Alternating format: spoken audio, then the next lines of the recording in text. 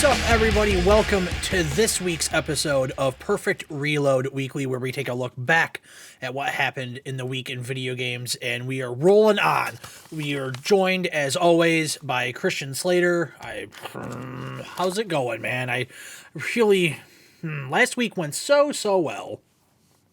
What's up, buttholes? As the star of the acclaimed video game film Alone in the Dark, bow down to your gaming overlord. Yeah, I'm not surprised by that, but we continue to be as professional as possible. I have show notes today. I mean, I'd like to tell you that they were show notes. These are actually just unpaid medical bills that I burned to keep warm. Why don't we just, we just put those off over to the side. But yeah, exciting times ahead. We rebooted the show last week. It's been going well, but hanging out with Christian all day, all night, it's wearing a little thin. I really wish you would kind of like pick up a hobby there, buddy. You thought about maybe doing something with your life? I breathe on you while you're asleep.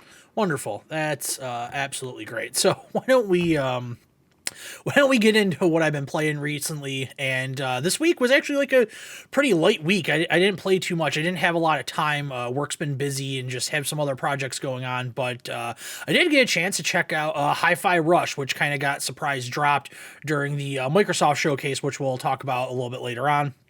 New game from Tango Gameworks. The closest thing I would say, like visually, I don't know, it reminds me a lot of like Jet Grind Radio. It's not quite that style. It's not like cell shaded or anything, but very nice, high quality animation to it. It's a really, really good looking game. They did a fantastic job. It's a rhythm based beat 'em up, I guess. Platformer, kind of thrown in there. Although I will say the weakest part of that game is the platforming, like no doubt about it. That platforming is absolutely rough in spots. I was not thrilled. It has that problem where, you jump and you kind of move the stick forward, so you jump forward, but you just kind of jump up and then kind of forward, and I missed a lot of platforms because of that. It felt very dated. That was like the biggest thing that kind of kept coming back to me, is it just kind of felt dated. But the combat is really cool. There's a lot of visual indicators along, obviously, with the music to keep you on beat, because if you attack on beat, then you obviously get bonuses, and it's what the game is designed to do. But there's a visual bar you can put across the bottom of the screen. You have a little sidekick that floats to your head that'll flash to the beat, like your health bar, and all those gauges on the screen like move to the beat. Your character will kind of like snap his fingers to the beat. The robots will bob up and down. Like I would say it's going above and beyond to help you with that, because it can be challenging to stay on rhythm when you've got like 6 enemies surrounding you. I mean, they don't all gang up on you all at once. I think I'm playing on just like the regular normal difficulty, so maybe they will on the harder difficulties.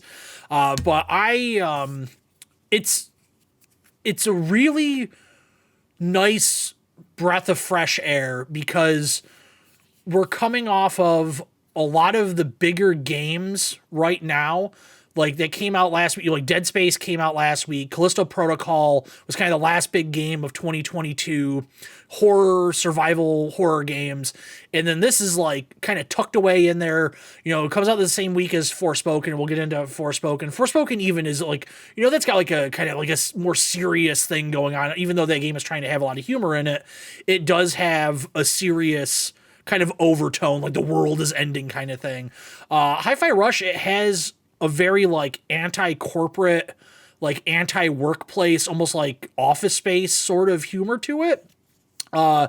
There were a few jokes that I legitimately laughed at that I thought were like, okay, those are pretty roll. And then there's a lot that just fall flat, like not fall flat and that they're bad. And you're like, oh God, the writing is terrible. It's just like, I personally didn't find that one funny, but somebody else might. Like, it wasn't like terrible or anything like that. And I want to play more of it. I played through up to the first boss, because the night it came out Wednesday, I had something else I had to do Wednesday night. And then past couple of nights, I just haven't had time. But Christian was actually kind of hanging out with me, and he seemed like he enjoyed it. Just because I'm trapped inside this technological coffin doesn't mean that I can't feel the rhythm. Yeah, exactly. He was feeling the rhythm right along with me. I think it's a really good way to start the year, because we are starting to kind of pick up. So we had Forspoken come out this month. Next month, February's big game is Hogwarts Legacy. You've got the Star Wars Jedi Fallen Order sequel coming out in March. You get a little bit of a break, April, May. I'm sure there's stuff coming out in April and May. And then June is like you've got Diablo 4 coming out, you've got Street Fighter 6 coming out. It's definitely not going to be a slow start to the summer. So this is a really nice game to come out, and especially, or really good timing for this game to come out, especially with it being on Game Pass. I watched the showcase, and then I was like, oh, it's out. I just downloaded it, and by the time I was finished watching the showcase, it was ready to go, and I was like, that's a really nice surprise. I didn't anticipate playing that, but that was the only thing I really got around to playing. There was a couple other things that came out this week. I made the decision. I kind of was hemming and hawing back and forth. Am I going to go with Forspoken, or am I going to go with Hogwarts Legacy? And I'll get into why I chose Hogwarts Legacy in the news section. But so I was like, well, I don't have a lot of time to play games this week. That's fine. But getting this in was nice. It was a nice break, and maybe I'll play some more of this. This weekend. Obviously, I filmed this before Monday. We'll see how it goes. Maybe I'll have more to talk about next week, but it's a really cool game for the price of, your Game Pass subscription. I would definitely say download it and play around it, especially if you are musically inclined to a degree, because if you are musically inclined, then you will get some of like the references that they make in the game that wouldn't necessarily be super apparent to somebody that doesn't play musical instruments. Like, I think the cat robot's name is 808, named after the Roland drum machine. They use the term like reverb for mechanics and hammer on for other mechanics. So it's got a lot of like little tidbits in there, little kind of like, references to people that will kind of get it, I guess. But you certainly don't have to be a musician to enjoy this game. Just like you didn't have to be a musician to enjoy pretty much every other rhythm game that's ever come out. So yeah, that pretty much takes care of what I've been playing. And we'll be back in just a moment with the news. So actually quite a bit of news this week. I had to kind of cull it down a little bit so I didn't drag on for too long, but pretty much the biggest thing that happened this week was the release of this year's first AAA game, Forspoken, coming out of Square Enix. This is the second game to use the Luminous engine, Final Fantasy 15 being the other. It's a very nice looking game, a very pretty looking game, although there are some technical issues that sort of hamper how nice that game looks. Digital Foundry did a really wonderful breakdown of that. I was really hoping, because I noticed those issues in the demo, everything just looks oversaturated to an extreme degree. And I was really hoping that maybe a day one patch would take care of that. And it was, we don't know how old the build for that demo was.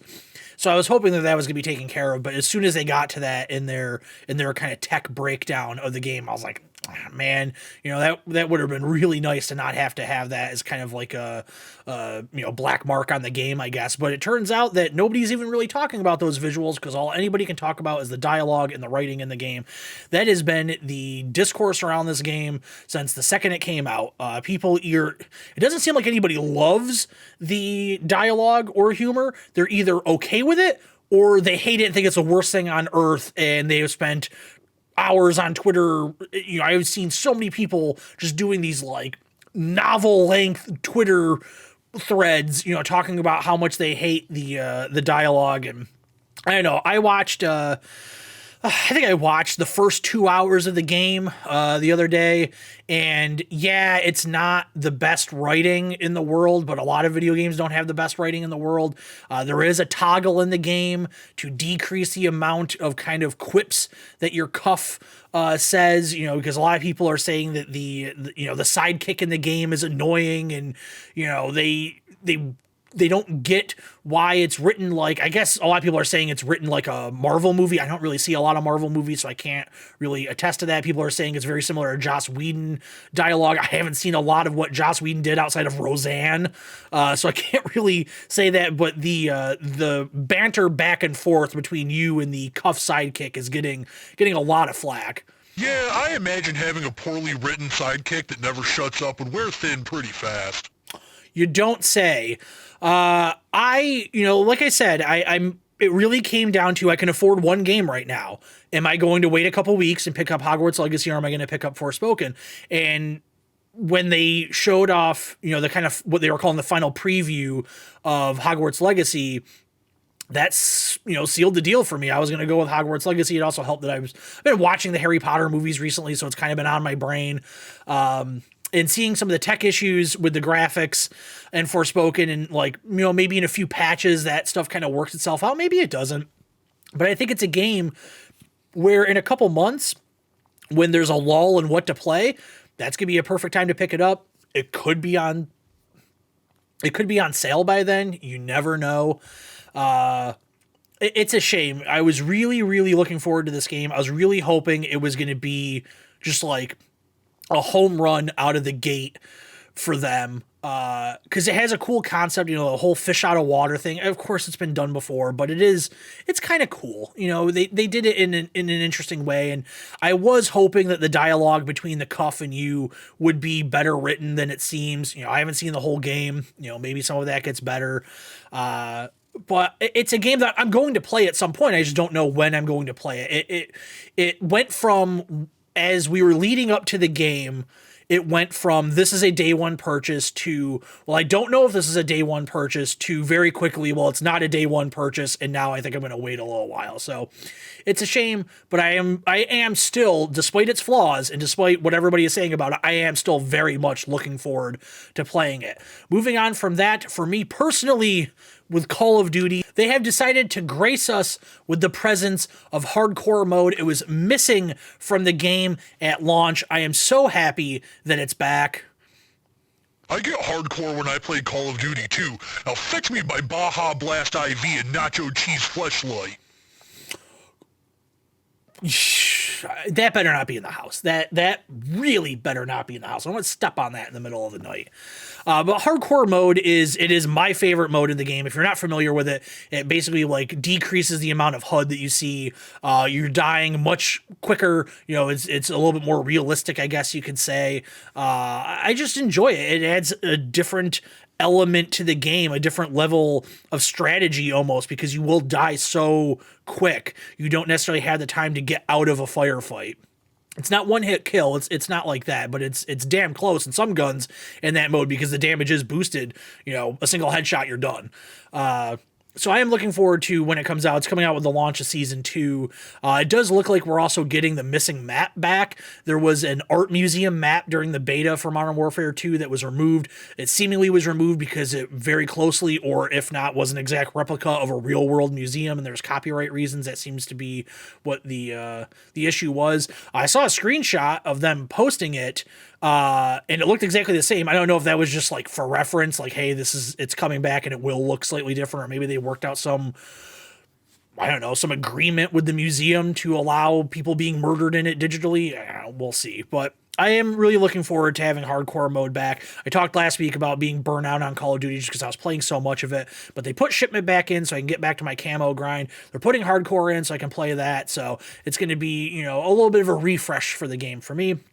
Beyond that, let's get on to Hogwarts Legacy. This week, they did what was called essentially their final preview. They allow people to get actual hands-on time with the game, and that was when it very quickly became apparent to me that this was not necessarily the game that I thought it was, and I mean that in a very good way. It seems like it's going to be a much darker story than anybody anticipated. I could take that or leave it. I do like the more lighthearted elements of the Harry Potter universe. Obviously, as those movies and books went on, they got increasingly dark. So I kind of have always enjoyed the earlier movies first, where they still had a little bit of levity in them. But this game looks fantastic. The combat is not what I expected. I expected essentially like the Arkham combat, and it does not seem to be like that. The IGN preview said that it was very combo based. It was very much kind of like, you pick the rhythm to your combat. You can kind of move people around with different spells, blast them away, throw environmental objects at them, things like that. And then there was like this giant tonal shift where all of a sudden they show you like straight up murdering enemies. And it was like a big thing in those books and games, is like, these are unforgivable curses. We don't kill. And these are teenagers. You play a fifth-year student, which I think you're probably mid-teens at that point, somewhere between 13 and 16, I would assume. I can't remember what years the Harry Potter school equivalents to, real actual age. But I was definitely taken back by that. I was like, oh, that that man's dead. Like this teenager that's like off to like horticulture class, just like murdered a ragamuffin, the night before. Then they showed like dragon cockfighting, and I was like, holy shit, what is this game? But it looks so good. I'm really looking forward to it. I actually went out today. I put my pre-order down so I can pick it up when it comes out. This is actually an odd thing, and I don't want to turn this into a tangent, but this kind of is all my thoughts on Hogwarts Legacy. I have not bought a game from GameStop in a while in person. There's been a few games that were on sale that were used over the past couple of years that I ordered online, and actually, when The Quarry came out, they were offering like same day delivery. And I was like, all right. So that morning I ordered The Quarry, and like in 2 hours, somebody dropped it off at my house. So that was actually kind of cool. But today was the first day in at least a year that I was inside a GameStop, and the game doesn't come out until February 10th or the 7th. If you get the deluxe version, you get 3-day early access, which I was like, I'll just do that. I have some stuff going on that weekend. I don't know how much time I would like to play. I'd like to play it a little bit before I do this so I can talk about it. And so I asked to do that, and he was like, oh, we're not doing pre-orders on that version anymore. And it's like, what do you mean you're not doing pre-orders on that version anymore? We still got like 2 weeks before the game comes out. I didn't realize there was a cutoff. I understand for like collector's editions, but you're getting a digital code. Like, I don't know, whatever. I don't know, maybe this digital or this deluxe version is limited for some reason, but whatever. So I got the standard version like all the other pours. But I am really looking forward to playing that game. That's going to definitely consume a lot of my time once it comes out. All right, let's talk about the Microsoft showcase. They showed off the new Forza Motorsport, HiFi Rush, which we already talked about, Minecraft Legends, Redfall, and Elder Scrolls Online. Forza looks good. It's a beautiful looking game. They went really in depth with all the ray tracing and graphical enhancements and audio enhancements. Like the tires sound differently on each racetrack, and they sound differently in different weather conditions and all that stuff. And all I could keep thinking about in my mind was how much of a shit I don't give about Forza Motorsport anymore. Horizon is so good that I just don't care about their sim version anymore. I was always a Gran Turismo guy instead of a Forza guy anyways, but I'm at the point now where Horizon's just so fun that I don't know if I want a sim racing game anymore. The last one I really got into, I think, was like Gran Turismo. So whatever one was on the PS3, I ended up putting like an ungodly amount of numbers, something like 300 hours into that game. I really, really fell in love with it. And that was a long time ago at this point. I had to have been 10 years at least. And ever since then, every racing game that I have played and every racing game that I have enjoyed has been an over-the-top arcade-style experience, much like Horizon. And the last Forza Horizon I thought was the best of the bunch. I really, really enjoyed it. I put a ton of time into that game. I tried to do absolutely everything in that game. I really, really enjoyed it. So Forza is going to be, a knockout for a lot of people. It's just not one that I'm interested in. Also not interested in Minecraft Legends. I really zoned out during this part of the presentation. I have negative interest in Minecraft Legends. So if you are interested in it, I urge you to seek out the trailer that they put out for it. Redfall is a game also definitely not interested in, although I do want to see more of that game. I was interested to see the gameplay. I thought that what they showed was probably the best. They got to a point where they were showing off too much of that game, right? It was very similar to another game that the same studio made, Deathloop. It got to the point where Deathloop, we just kept seeing trailer after trailer after trailer, and it was in every presentation that was coming out, and it's just like, okay, we get it. Just we'll talk about it again when the game comes out. And it really felt that way for Redfall as well, until they eventually kind of went radio silent. This is the first time we've heard really anything major about the game in a while, because it is coming out. I think they announced May is when it's coming out. And I think it looks good. It's just one of those games where I don't have people to play games with, and this game looks boring as hell single player. It really is designed to be played with other people, and I just don't have those other people to play the game with, so it's just something I'm going to pass on. And then Elder Scrolls Online, again, a series that I don't play. I did play Skyrim, but I don't really get into MMOs, so I've never played Elder Scrolls Online. But I will say I really did like the fact that this presentation seemed to be very much geared towards people that had never played Elder Scrolls Online before, because I can understand how daunting it would be to try and get into this game now, because there have been so many expansions, almost like Destiny. And I think Elder Scrolls Online at this point probably has a lot more content than Destiny does. But every once in a while I think about, man, it'd be kind of cool to check out Destiny. And then I think about, like, where do I even start? Like, I don't know where to begin. I guess I would just download Destiny 2 and see where it spits me out and go from there. But you get to a point where these games that are perpetual games have been out for so long, and there's so many updates, and the community gets closer and closer knit, and they start kind of playing to the back of the room in a way, right? Where they're really only focusing on retaining players, not necessarily gaining new ones.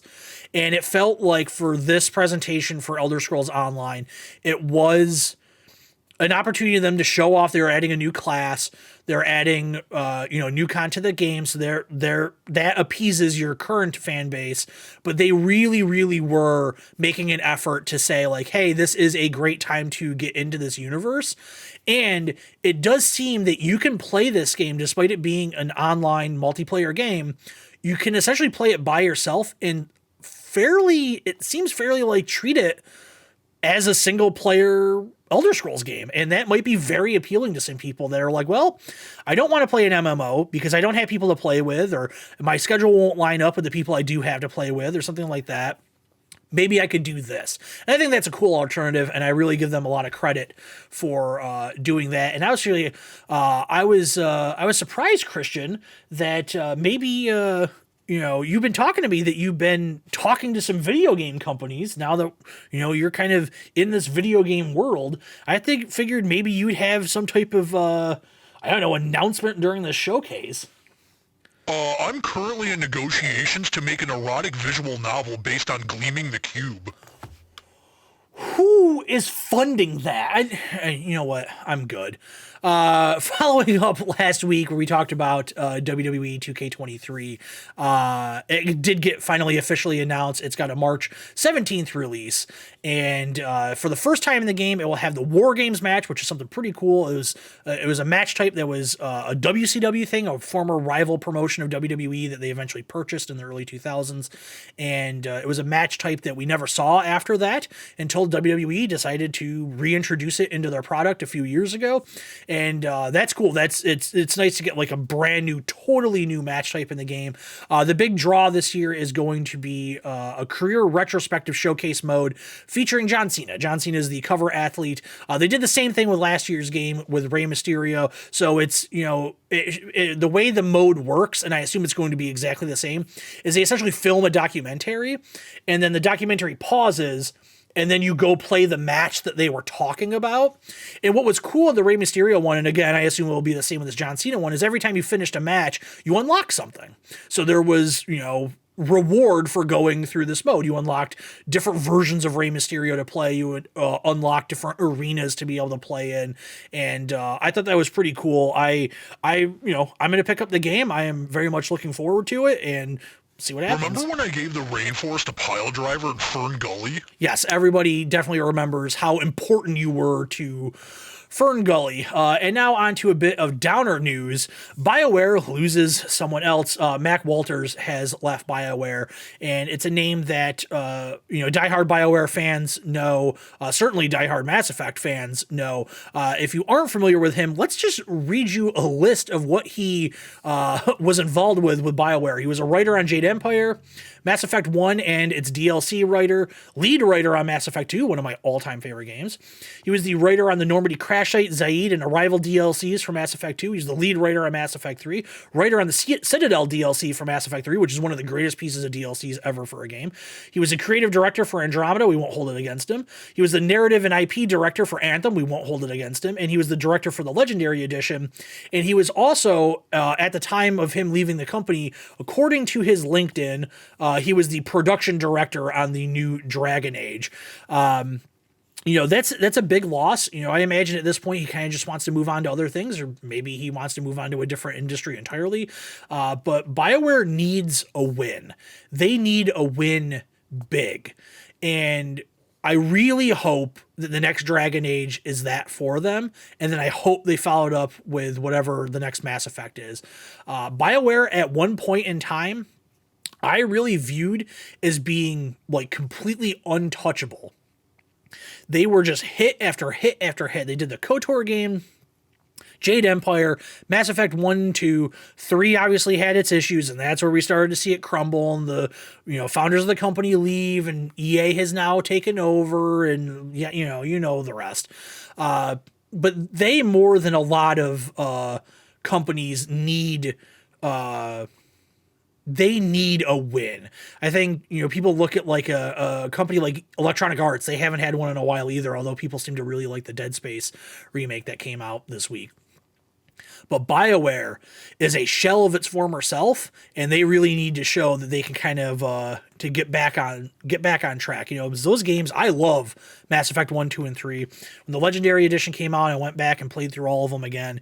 They are absolutely fantastic. Christian, did you have any interest in Mass Effect? Oh yeah, they're one of my favorite developers. I loved Anthem, Mass Effect Andromeda, and Sonic Chronicles: The Dark Brotherhood. I was a little upset though in Mass Effect that they wouldn't let me romance Keith David. I've been trying to do that in real life for decades now. Yeah, I'm sure Keith David loves the fact that you've been trying to make sexual advances on him. Awesome, man. I don't even want to know what the hell goes on at the Hollywood parties that you've been to. Then last up this week is Far Cry. They're going to make more Far Cry. They seemingly are making Far Cry 7 and a standalone multiplayer Far Cry game, which I guess is a little bit more interesting. Far Cry 3 has been the exact same formula every single time, and since Far Cry 3, I cannot be bothered to be interested in any of them. I played a little bit of Far Cry 4, but that's it. I can't do it anymore. Those games don't need to exist anymore. If you want to keep the Far Cry series going, that's great, but doing this whole like charismatic dictator antagonist thing, they did it in 4, 5, 6, like just keep doing it. And actually, in all seriousness, Christian, I always thought that you would be fantastic in one of those games. You've got quite a bit of charisma. You could play a crazy psychopathic villain. Actually, we were in negotiations, but it fell through because of all the nudity. What do you mean nudity? I wanted to be naked. I said if I'm going to be a savage warlord in some third world country, I better be hanging dong the whole time. How else are you going to establish dominance over people? Yeah, that's wonderful. So yeah, unless they do something incredibly radically different with Far Cry 7, I have zero interest in a multiplayer Far Cry game. That could be cool. I assume that they obviously want to expand upon the multiplayer functionality that was in Far Cry. And I don't know, maybe this is going to be a game more akin to the Rainbow Six Siege, The Division, Destiny, something like perpetual game, something like that, a living game, a games as a service, if you will. I don't know if that's the direction they're going to go. It would not surprise me because Ubisoft has experience with that. Rainbow Six Siege is super successful, in Division in its time was very successful and very well liked. So maybe that's the direction they're going into. But that's going to wrap up the news. I don't have much else to talk about. I thought about going further in depth into The Last of Us. I did watch last week's episode 2. This show comes out the day after the current episode comes out, but I filmed the day before that episode airs, so I don't know what happened in episode 3, but I thought episode 2 was good. We'll check in with the series. I do hear that episode 3, that was the one that was getting a lot of buzz from people that reviewed the game, so maybe if it is something really special, we'll do a deeper dive into it next week, but I think that is pretty much going to wrap it up. So for myself and Christian Slater, I guess we'll see you next week. As much as I hate you, it is nice being a leading man again. Awesome. Take care, everybody.